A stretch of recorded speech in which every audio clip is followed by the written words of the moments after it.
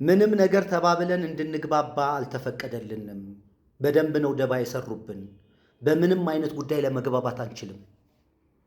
ስለዚህ ፍትህ የሚያስፈልገን እንደ አገር ነው። ምንም ነገር ማለት አችልም። አሁን አንዱ ስለ አንዱ አሁን ፍትህ ለአርሲ ሲል ፍትህ ለአክሱም አትልም ይላል። ፍትህ ለአክሱም ስትል ደግሞ ፍትህ ለመከሌ ፍትህ ለከሌ እያለ ነገሩ አይቋጭም። እና እንደ ሰው ነው ማሰብ ያለብን። እንደ ሰው ካላሰብን በስተቀር እንደ ሰው ካልተቃወምን እንደ ሰው ካልደገፍን የሚሻለንን ተመካክረን ካልያዝን በጭራሽ እንድንግባባ አልተፈቀደልንም። እኛ በደንብ ነው የሰሩት። አፍሪካ ላይ በደንብ ነው የሰሩት። የገቡበት መንገድ የተለያየ ነገር ቢሆንም በቃ እንዳንግባባ አድርገን ተበላሽተናል። የምንቃወመውን አናቅም፣ የምንደግፈውን አናቅም። ወይ አልሰለጠንም፣ ወይ ባህላችንን አልያዝንም። ይሄ በርገር ውስጥ ያለ ሰላጣ ሆነናል። ስለዚህ ምንም ማለት አይችልም። አንድ ታዋቂ ሰው መጥቶ ፍትህ ለከሌ ካለ ፍትህ ለእንትና ስለምን አትልም ይላል። ፍትህ ለእስላም ካለ ፍትህ ለኦርቶዶክስ ይላል።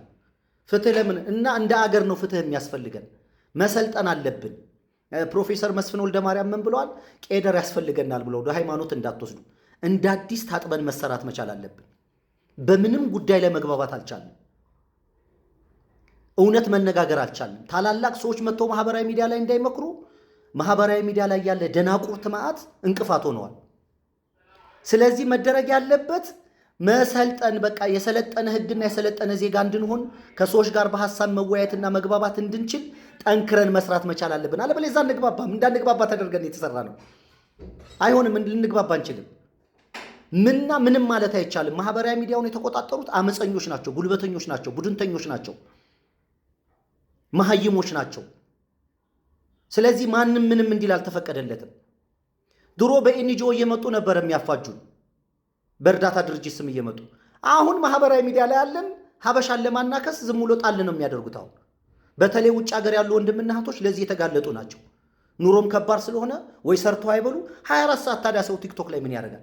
የሆነ ነገር ከሌለው ከጀርባ የሆነ ሰፖርት የሚያደርገው ሰው ከሌለ እና እየሞተ ያለው የሰው ልጅ ነው፣ እየገደለ ያለውም የሰው ልጅ ነው።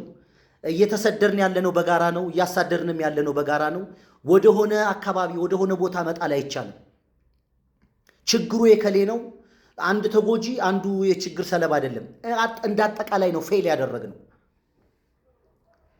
ስለዚህ የሆነን ሃይማኖት መኮነን፣ የሆነን ሃይማኖት ልክ ማድረግ፣ የሆነን ቋንቋ ተናጋሪ ኤክስ ማድረግ፣ የሆነን ምናም ማድረግ ሳይሆን እንደ ሀገር ደንቁረናል።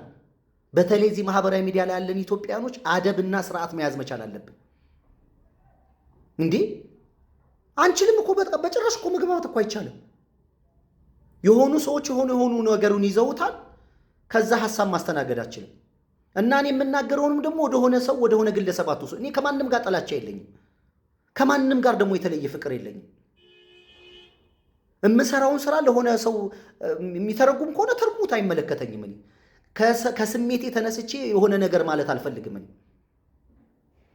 እኔንም የሚጠቅመኝ አገሬንም የሚጠቅማት ለልጆቼም ለወንድሞቼም ለቤተሰቦቼም የሚበጅ ነገር ነው እንጂ የምናገረው ከሆነ ሰው ተነስቼ እኔ በጣም ነው የምጠላው። ስሜቴን አልጠቀምም። ስሜቱን የሚጠቀም ሰው ደግሞ በጣም ነው የምጸየፈው። በእውቀት ማውራት፣ በእውቀት መነጋገር፣ በሐሳብ ማውራት፣ በሐሳብ መመላለስ ለሀበሻ በተለይ አልተፈቀደልንም። ማህበራዊ ሚዲያ ላይ ስንሰዳደብ፣ ስንዘላለፍ፣ ስንጨቃጨቅ፣ እርስ በራሳችን ስንኳነንና ስንካሰስ እንጂ የምንውለው ለሀገርም ለህዝብም ለሃይማኖታችንም ለሀገራችንም ለጎረቤቷ ለሁሉም የሚጠቅም ሐሳብ አናመጣም። እያንዳንዱ የሚከቱብን ነገር የሚያመጣን መጨረሻ ውጤታችን ምን ሆኖ የሆነ ሰው ጠልተን እናገኘዋለን። ቡድንተኛ ጉርብተኛ ሆነ እናገኘዋለን። ከእንደነዚህ አይነት ሰዎች ጋር ደግሞ ለዘላለም አልመካከርም፣ አልወያይም።